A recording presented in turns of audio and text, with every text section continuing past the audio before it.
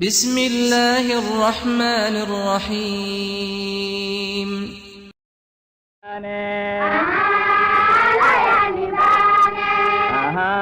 Allah ya ni bane Allah ya ni bane jangana kamu ngali adamarin me annato Allah ya ni bane jangana kiye ngali adamarin me annato Allah ya ni bane الله أكبر أن أرض إيه أن لمن كسبون نكون ممكن يكمبكا خنة نكون ممكن فإذا خفت عليه أننا كنا كما ننتي قرسين سنجانين تاي أو خطين فرعون لقرسين دانا قيغن دانا بوسي أتبابون خنة فألقيه أن لمن كسدي ما نقدر فألقيه الله أكبر الله أكبر أفتنا الله ألقى أنا فنشة فألقى موسى عصاه موسى دي بمانجة مكي ألقى مجاز الأقل يعني بلغ جنزاه حقل ينا كتنتي مالي مجاز الأقل يقرأ جناني aga yaharuna hanga teinuro gubudoni do gidani gidanya kudo hona nyaku adire men toyere adaga jiwuti lambenga gedenga holenga sonin karata qurani nganta bana mogobe to lemine ke wunu aw khamu yogoni na daw bode gidima ko yanta fitike bode nere kinna asondon kawantam ko ngi mo ko tay ko ngi mo ko nyani kinga Allahu bode ne bode nere bo kinno inati kelemine manne wunu ko ngana sonin ka hore na di sa ganyan da fitana sedina daga Allahu akbar parce que aganta ko warono ko be ngana rono nga da sediya ko to Musa ma ya garengire mebe muladina suwadina ntasu kinni kibi gallo asu Allahu akbar kede gallo asu ki gundunde billeme arabida alle mo ne kanni mulati as-saghir fotu ne hatta yakbura ma ga Allahu akbar kine kenya muladina ntasu sarana ya garidu to ko iren qorenda ay mege dere mebe begi no ko ana tiren qore kedanga agatina na lentu gunne ke kini ana utana beri ana dille men kini ngari wa ko noko ki bani nya kwantino ka bogure ma gun jangal lenga ki bani kanu yenda Allahu akbar nabi la yusuf akhin inti hagana yusuf kari yaqulu lakum wajhu abikum khaffa mulla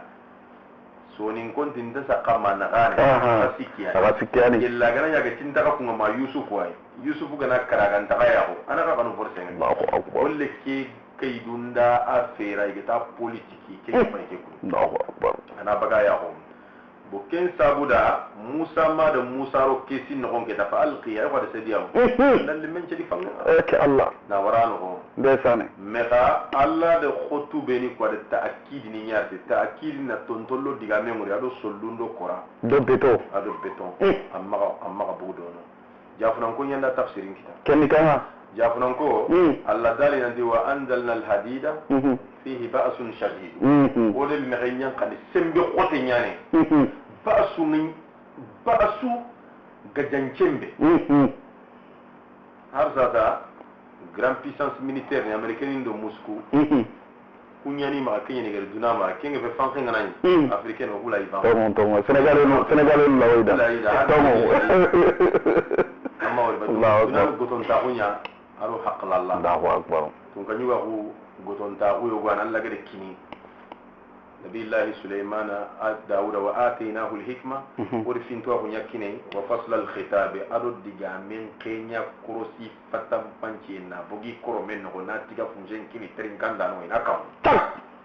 تمام بو كين سابودا الله دالي نانتي جافنا كونغ دوتو نانتي أرنا مغيرا موينغا الله أكبر فيه بأس شديد donc megen ni fo khote nya ora wori duna kurumba ina ro tagande no na khoto ni betoni tomo wallahi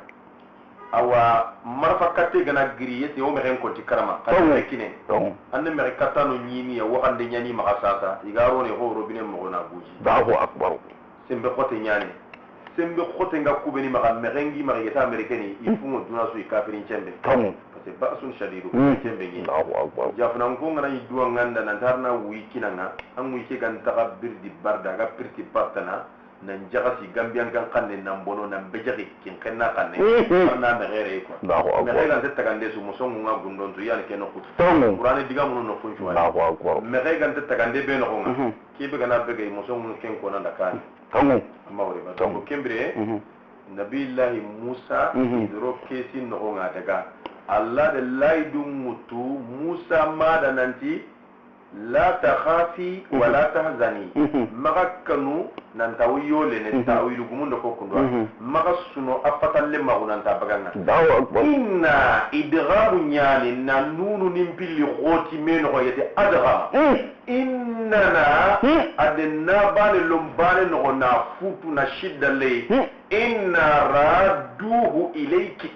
ukuna saga ni ndano yakatanke sigatul jami adalla la ta'zim Allahu akbar kamanda mi me Allah bani Allah Allah Allah Allah quel président na sigi para kubamati oui on peut le faire yes we can anglais kanne ameti bane de on peut le faire Allahu akbar ma wala sen diga mun kundunye ido tu qur'ani kanne nye Allahu akbar diga me suga wa nasara ma protocole sugi ma fufwa gi ma asubu kitabe ken onya illa ma gantati wajahadu biha ira kunna karinite wastayqanatha anfusuhum yumkin dan kana hote bambara inda tafsirin kita itiha bambana kunni awaya gumbala huwai kinga na ga fati serebe gan kam manchon do men Allahu akbar Allahu akbar Allahu be gan kam an dungan tenga kamanda me bambara ni qur'ani tina to kono ikunyen qur'ani ando ke kunkan wajahadu biha inna karindite namba kawastayqanatha anfusuhum yumkin dan kana hote yumkin dunge nyambo su fofo ken kon tamu Allahu akbar dunge nyambo su fofo Allahu akbar Allahu akbar philosophe tuana korete Allah inkata Allah inciti Allah ilono bitenga kingani kaso prison Allah winkarni me kanjon do meje xanu yengati bangi Allah te kembani abakar ton dire ndaga kite wa Allahu akbar ko kembre Allah de Musa sagandi kati imai jikenta sahem maga feranta maga Fir'auna ne sembinti ya incaga ne ndigan kite kiya battenga kenna kana ndigan kase ngati sara mana gotonte be gana tike goto kube ni gade tunanta gotonte ni ya goton ya khare nan goton tankiludo molo yuwa maka ado loina mbako o yugo goren kufne lagana na ayura bakayin kollan kamo karamo yuga na deneti fontate la wada Allah dalina di inna kayda shaytani kana da'ifa shaytan ad-dabrin ya fullan punte inna harfu tawkidin wa nasbin kayda ismu inna mansubun bil fatha mudaf shaytan mudafun ilayhi majrurun bil kasra da'ifun khabaru inna marfu'un bid dam ako wini kundu antabnahu ma inna kayda kunna azim lanta ku nyaru debre akhore nyan Allahu akbar Musa majabi Musa akhiya kharinda ko ta ko Maryama addo Maryama kibi gani Isa ma intaba Allahu akbar wa qalat li ukhtihi Musa maradu to Musa akhiya kharinda nga fera katte ado na plat debre na fera kat kin kana tina fera nya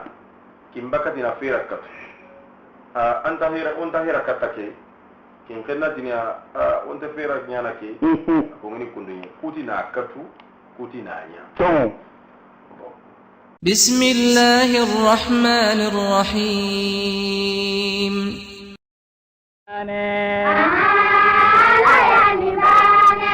Allah yani bane Allah yani bane jangana kamu ngali adamarin me annato Allah yani bane jangana kiye ngali adamarin me annato Allah yani bane